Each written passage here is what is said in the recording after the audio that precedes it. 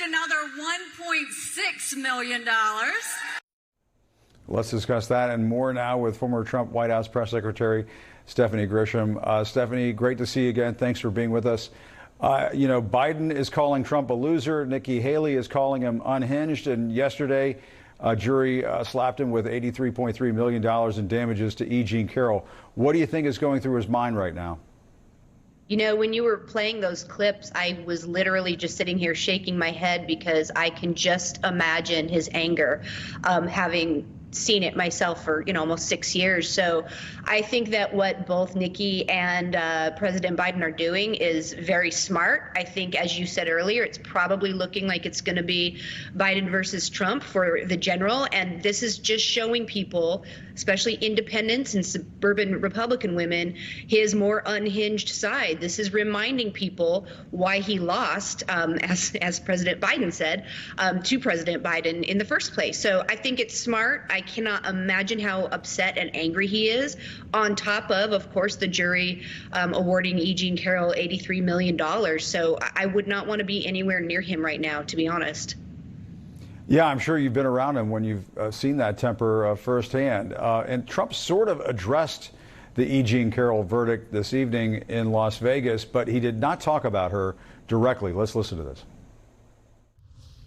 They're doing with elections and election interference, as an example, what they do with me. Look at yesterday. Look at all this crap that's going on.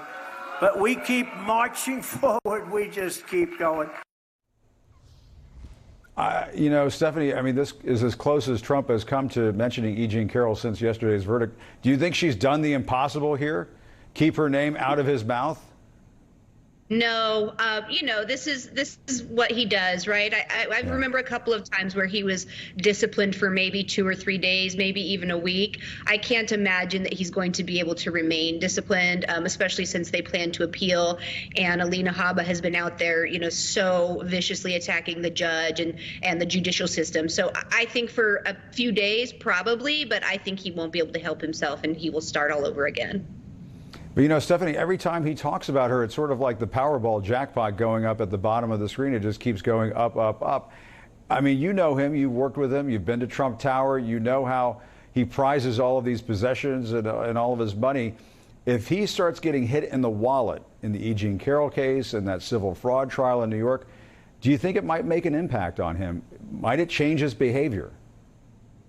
I don't think you can change his behavior, especially, he's pushing 80 years old. I don't think at this point in life you can change that kind of behavior, especially somebody like him who's such a narcissist. And, he's going to have his supporters probably pay a lot of these bills. I imagine that the fundraising is happening right now, and he'll continue to use that and play the victim and fundraise and get, others to pay for these bills for his mistakes, big mistakes, I want to say.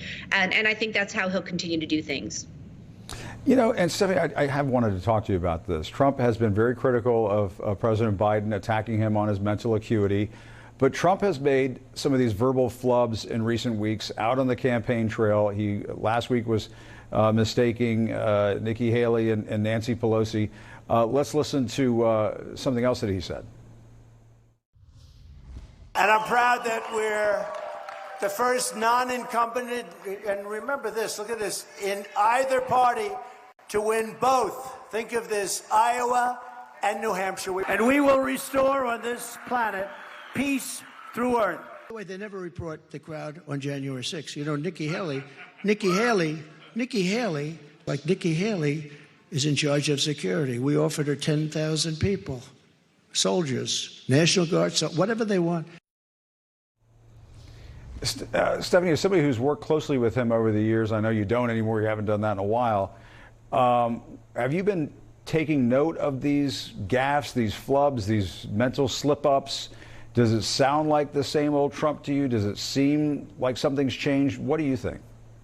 I do think something has changed. He seems like a man in mental decline, honestly. The only thing I notice, that's as usual is the way he tries to cover it up when he does speak publicly. He has a very specific way that he does that. But look, I mean, the man is running for president. He's got how many indictments? He's got how many trials? He's got how many things happening to him? How much money he's having to pay? He may lose his business license in New York.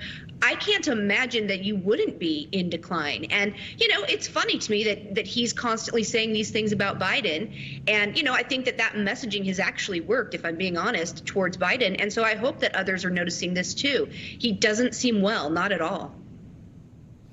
And I also have to ask you about this.